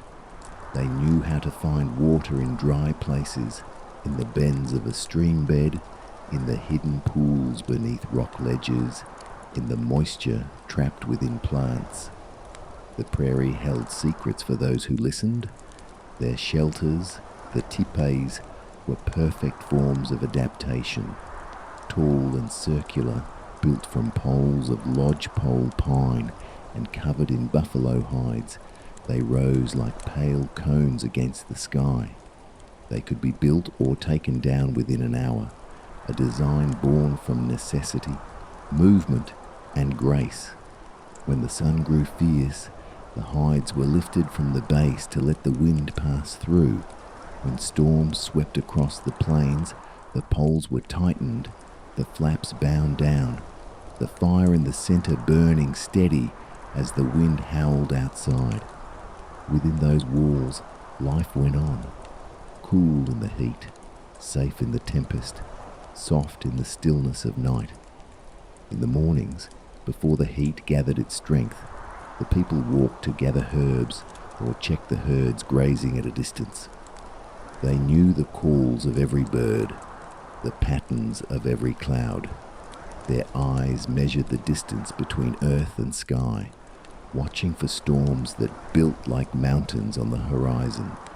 By noon, they rested, lying in the shade of tipis or beneath the narrow shadow of a boulder, letting the breath slow, the sweat dry, the body yield to the land. There was no rush on the plains. To live was to move with the earth's rhythm, not faster, not slower. The bison were life. They fed the people, clothed them, gave them tools, shelter, and strength. When herds passed across the horizon, the ground trembled. Dust rose like smoke, and the air filled with the low thunder of hooves. The hunters followed, silent, patient, reverent. They took only what was needed, honoring the spirit of the animal, knowing that survival depended on gratitude as much as skill. In the evenings, when the hunt was done, fires glowed across the camp, and the scent of roasted meat mingled with the wind. Children laughed, the elders watched the stars, and the land seemed infinite once more. Storms were their greatest test. In summer, the plains could turn from calm to chaos in a single breath. Dark clouds rose like walls of iron, the air thick with the smell of rain and ozone. Thunder cracked across the sky, and lightning forked to the earth in blinding arcs. The people watched and waited. They tied down their lodges, gathered what could be carried, and let the storm pass over them like the will of the gods. When it ended, the world shone anew. Every blade of grass washed clean, every pool reflecting the clouds that drifted once again in silence. Water was sacred. Rivers cut through the plains in ribbons of green. The Missouri, the Platte, the Arkansas, the Red River, lifelines that pulsed through the heart of the land. Along their banks, cottonwoods grew tall and silver-leaved, offering shelter from the sun. Here the people bathed, drank, fished, and cooled their hides. When the heat became unbearable, they lay beneath those trees, the sound of water soothing as song. The shade was thin, but it was enough, a reminder that even in the harshest places, the earth gave balance. As dusk came, the plains transformed. The sun sank low, painting the sky in colours of fire, crimson, amber, rose, violet. The grasses glowed as if lit from within, and the wind softened, carrying the scent of wildflowers and distant rain. The herds grazed quietly in the fading light. The people walked among them, their shadows long and graceful against the gold. Night was slow to arrive. When it did, the air cooled, the stars blazed, and the vast dome of the sky opened like an ocean of light. Campfires flickered faintly in the distance, tiny sparks beneath a universe of flame. In those hours of stillness, the people felt closest to the earth. They lay upon hides, listening to the hum of the insects, to the sighing wind that never stopped moving. They had no walls to keep out the world, no roofs to block the stars, only the rhythm of life as it had always been. The heat of the day was forgotten, replaced by the deep breath of night. And when the dawn came again, pale and pure, they rose to meet the sun without fear, knowing that survival was not conquest but harmony. For the people of the Great Plains, summer was a season of balance, of endurance, but also of beauty. They did not fight the heat. They flowed with it, as grass bends to wind. They learned that the same sun that burned could also bless, that the same fire that tested could also renew. Their lives were not written in stone or ink, but in dust, shadow, and sky. And long after their footsteps faded, the plain still remembered them, the riders, the wanderers, the keepers of wind and flame, who once lived beneath the endless summer sky. Along the edges of the continent, where land meets water and the air forever carries the breath of salt and mist, summer takes a gentler form. Here, the sun glows through drifting veils of sea fog, and the tides rise and fall with the patience of ancient time. This was the world of the coastal and river tribes, the Chinook, Makar, Tlingit, Salish, Yurok, Wiyot, Tillamook, and countless others who lived where rivers meet the sea, where forests descend into surf, and where the ocean's pulse shaped every breath of life. When the warm months came, the coast came alive with abundance. The rivers swelled from snowmelt, carrying the scent of cedar and mountain stone to the sea. Salmon began their journey home, silver bodies flashing beneath the green shadows of overhanging branches. Eagles circled high above, their cries echoing across the inlets. And below, in the villages built from towering red cedar logs, the people watched and waited for the return of life, for the rhythm that had sustained them for generations uncounted. The air here was different. It carried coolness even in summer, softened by fog, moistened by sea spray. When the inland world burned with heat, the coast remained calm, wrapped in mist. The people had no need to flee the sun. They lived within a balance shaped by wind and tide. Their homes, great plank houses carved from cedar, stood strong against both storm and warmth, the scent of resin and salt ever present in their beams. Inside, shadows moved with the flicker of firelight. Outside, the ocean's breath never ceased. Morning came slowly. The first light filtered through the fog like smoke. The sound of gulls and waves filled the air. and the world glowed pale silver. The people walked the beaches, their footprints fading in the damp sand. They gathered seaweed and clams, searched tide pools for crabs, and watched the waters for the first glimpse of returning salmon.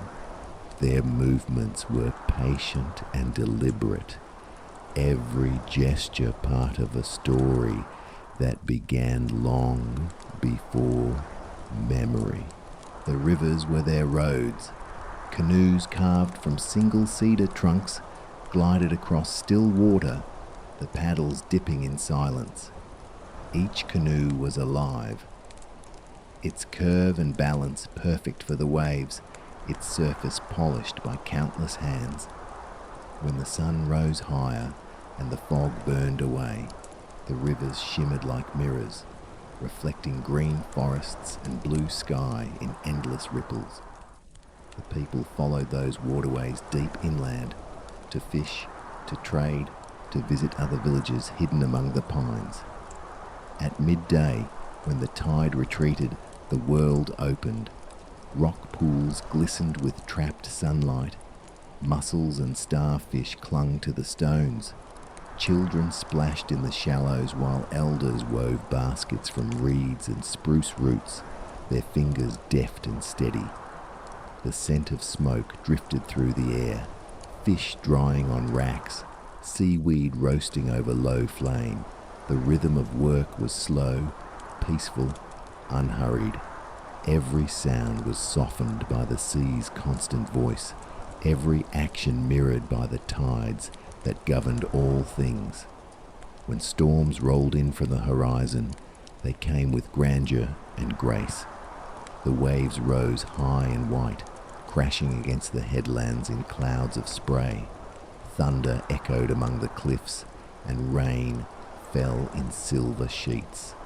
The people retreated into their cedar houses, where the fire burned steady, and the sound of rain upon the roof was like 1,000 heartbeats. There was no fear in the storm, only awe. It was the ocean speaking, reminding all of its power and its patience. By late afternoon, when the sky cleared, the light turned golden. The sun shone low across the waves, setting the sea ablaze with colour, amber, rose, and deep indigo near the horizon. The gulls returned to their rocks, and the air smelled of salt and pine. The people walked the beaches once more, the wet sand cool beneath their feet, their shadows long and dark across the shore. They gathered driftwood, shaped by the sea into smooth, pale forms to be used for carving, fire, or art. Evening was the coast's most sacred time. The fires along the shore burned low, the sound of waves blending with the whisper of wind through cedar boughs. Families gathered near the water's edge, watching as the last light faded from the sky. Far out, whales surfaced, their dark backs breaking the golden water before slipping silently beneath again. The world felt infinite, sky, sea, and land, bound together by the breath of wind and tide. When night came, the stars glimmered faintly through mist. The surf was constant, a heartbeat in the darkness. The people slept to its rhythm, the air cool, the scent of salt heavy and comforting.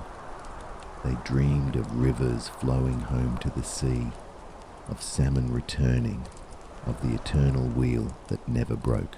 For them, summer was not a season of hardship, but of harmony, a time when all the elements joined as one: water, earth, fire, and sky. And when dawn came again, pale and slow, the mist rolled once more over the land. The world reset itself, unchanged, eternal. The cedar forests whispered, the gulls cried, and the rivers ran clear toward the open sea. And in that rhythm, the people lived, cool beneath the warmth, patient beneath the sun, eternal as the tides themselves, In the center of the continent, where water carved its way through plains and woodlands, the land opened wide to the rhythm of the great rivers, the Mississippi, the Ohio, the Missouri, and the Arkansas, ancient arteries that wound through the heart of North America. Along their banks, the world pulsed with life. Tall grass swayed in the wind, cottonwoods whispered at the edge of the current, and the air shimmered with the hum of cicadas beneath the burning sun. This was the realm of the Mississippian, the Osage, the Quapaw, the Natchez, and many others whose homes rose beside the rivers that never slept. Summer came here not as a quiet visitor, but as a living force, heavy, bright, and endless. The air was thick with warmth, alive with scent and sound. From morning until night, the world seemed to vibrate with life. Frogs croaking from the shallows, birds crying from the trees, insects thrumming in unbroken rhythm. It was a time of both abundance and exhaustion, when the earth offered everything, yet demanded endurance in return. The people knew the river's moods. They read its voice in the murmur of the current, in the patterns of foam upon the surface, in the smell of silt and decay that marked its breath. When the sun rose, mist lifted from the water like smoke from an ancient fire, drifting through the reeds and willow groves. The people stirred early, moving quietly through the stillness before the day's heat gathered its full strength. Fishing lines were set in the slow-moving channels. Baskets were checked where they floated near the reeds, catching catfish and perch.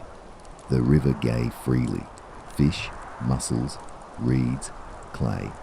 Its floodwaters, though feared, renewed the soil, leaving behind black earth, rich and fertile. In that soil, the people planted corn, beans, and squash, the three sisters, whose green leaves shaded the ground and kept it cool.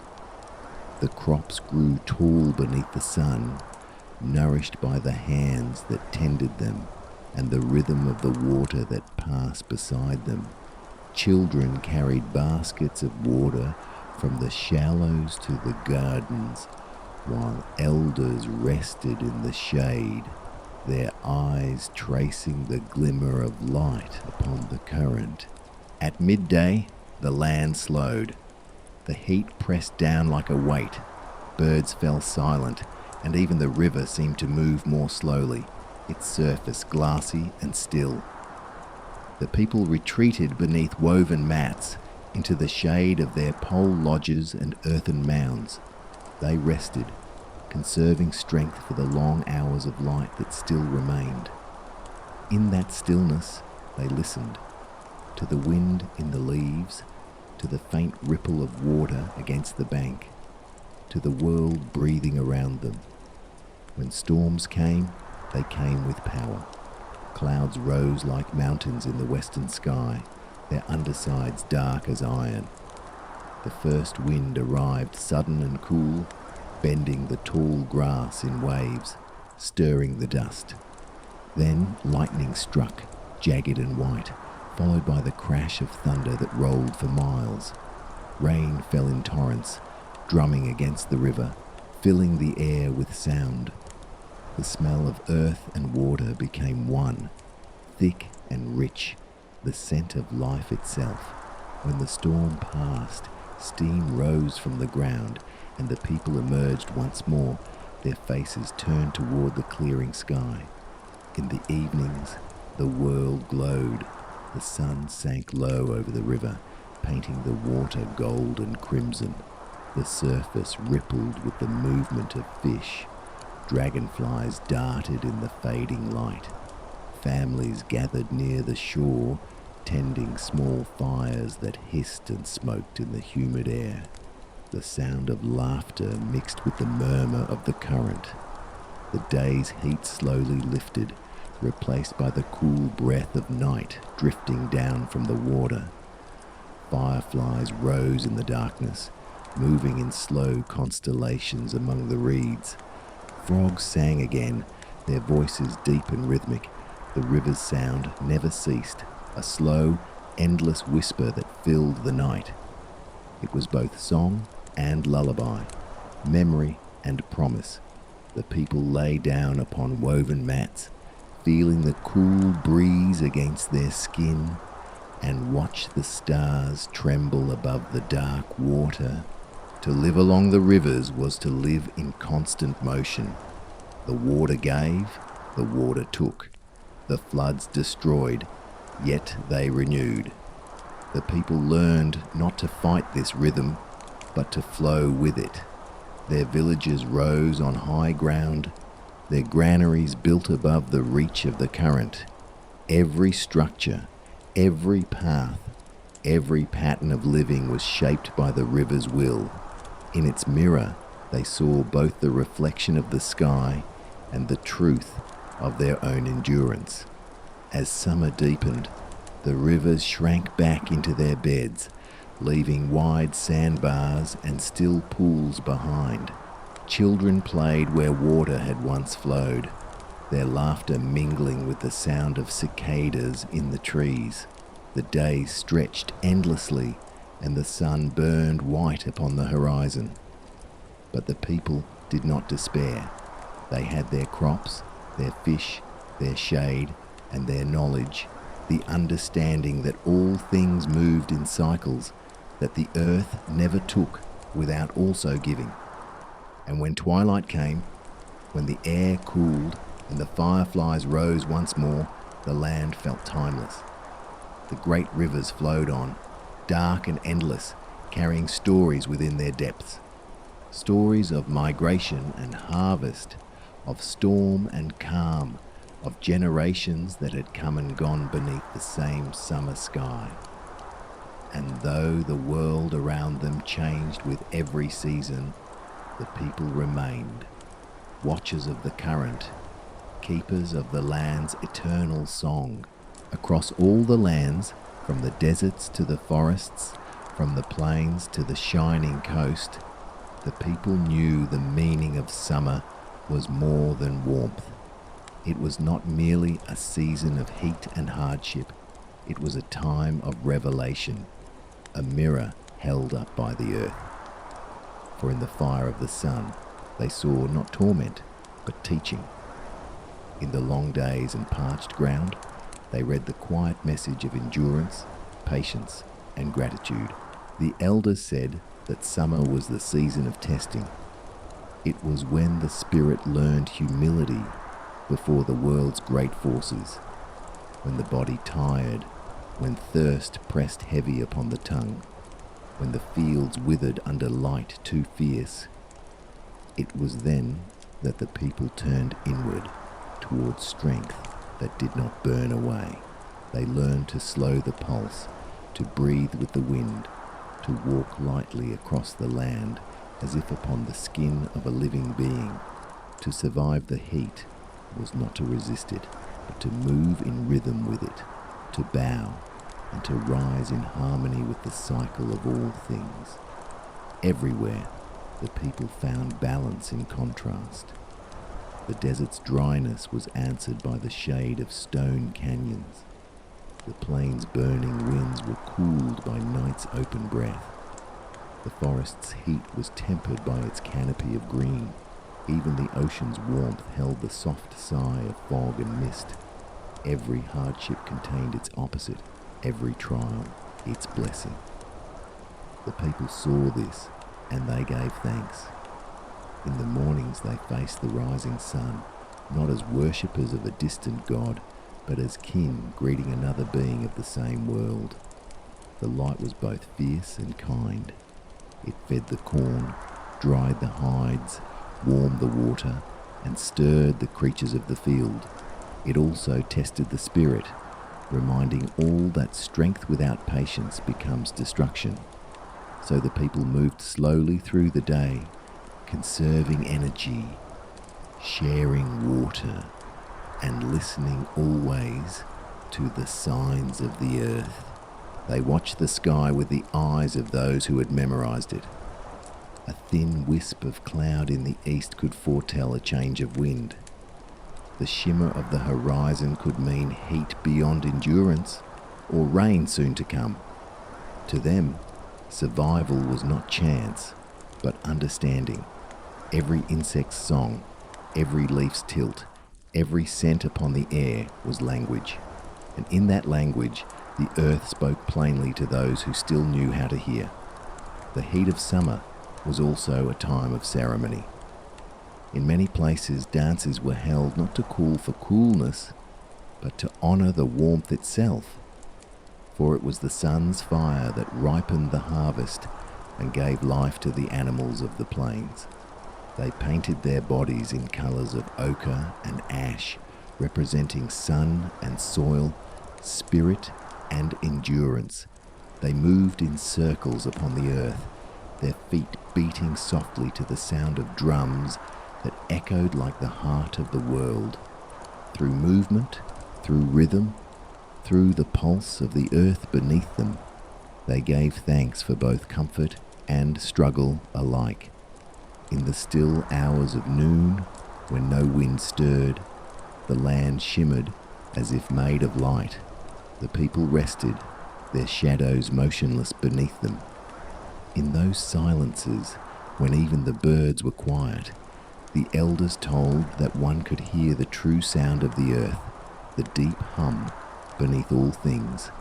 It was said to be the breath of creation itself, the voice of life continuing, unbroken, through heat, through time, through all.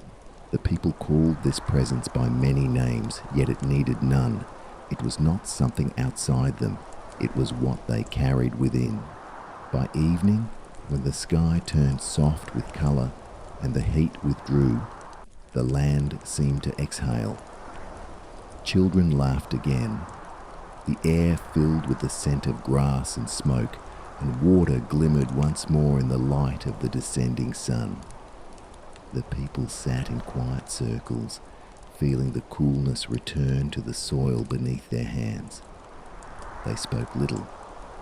Words were not needed to understand what the world was saying. The simple presence of the wind, the flicker of flame, the rhythm of breath. These were enough. They believed that the spirit of summer was eternal, not bound to the calendar, nor measured in days of heat. It lived in the balance between comfort and trial, between hunger and harvest, between burning and rebirth. It was the season of truth, where all that was false melted away, and only what was real endured. And those who lived close to the earth learned to see that endurance not as suffering, but as beauty. The beauty of persistence, of quiet strength, of peace, found not in escape, but in acceptance. When night finally came, the stars returned. Brilliant, countless, endless. The world that had seemed so hot and heavy now felt infinite and light. The fires burned low, their glow soft against the earth. The people lay beneath the open sky, the warmth still lingering in the soil, the air alive with the sound of crickets and wind. And in that deep stillness, they felt it once more, the living pulse that ran through everything, the spirit of summer itself, eternal, patient, alive.